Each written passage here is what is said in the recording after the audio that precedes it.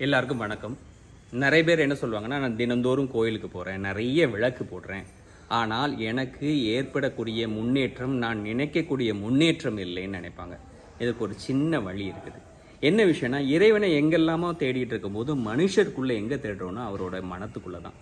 அதை போல் இறைவன் எங்கு இருக்கிறான்னு சொல்லும்போது பார்த்திங்கன்னா, இறைவன் தொண்டர்களுடைய மனதில் தான் இருக்கிறாங்க. அதனால தான் அந்த காலத்தில் அரசர்கள்லாம் முழுநீது பூசிய எல்லாரையும் பார்த்தாலும் அவர்கள் காலில் விழுந்து ஆசீர்வாதம் வாங்கிறதும் அவர்களுக்கு நல்லது செய்வதுமாக இருந்தார்கள்.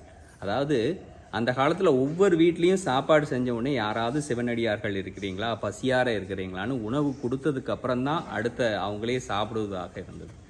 அப்படி சிவத்தொண்டு தான் உலகத்திலேயே சிறந்ததாகவும் சிவ புண்ணியம் தான் உலகத்திலேயே சிறந்ததாகும். நீங்கள் ஒரு 100 வருஷம் செய்த புண்ணியத்தை ஒரே ஒரு சிவத்துண்டோ அல்லது ஒரு சிவ புண்ணியமோ செய்யும்போது அது ஈடாக இருக்கிறது என்றால் அது சிவத்தொண்டு என்பதும் சிவ புண்ணியம் என்பதும் எத்தகைய சிறந்ததுன்னு பார்த்துக்கோங்க.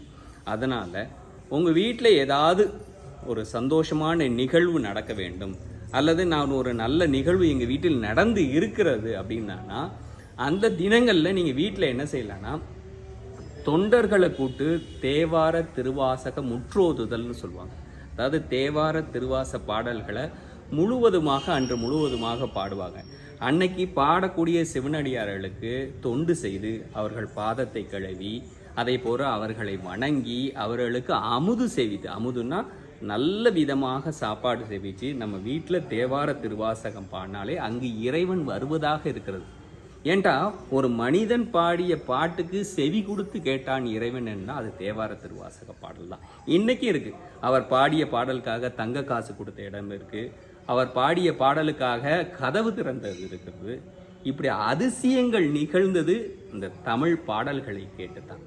அத்தகைய சிறந்த தேவார திருவாச பாடல்களை வீட்டில் முற்றோதல் பண்ணினா, சிவனடியார்களை மதித்து வணங்கினா கண்டிப்பாக செல்வ செழிப்பும் அதே போல் 16 விதமான சம்பத்துக்கள்னு சொல்லக்கூடிய ஐஸ்வர்யங்களும் வீட்டில் வருங்கிறது உண்மை.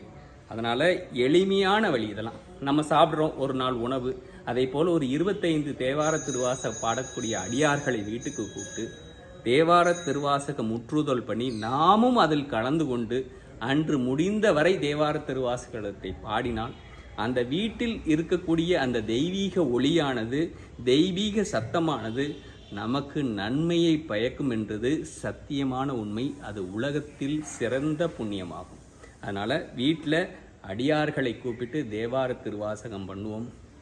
வாழ்க்கையில் எண்ணற்ற பலன்களை அடைவோம். கிருஷ்ணகுமார்.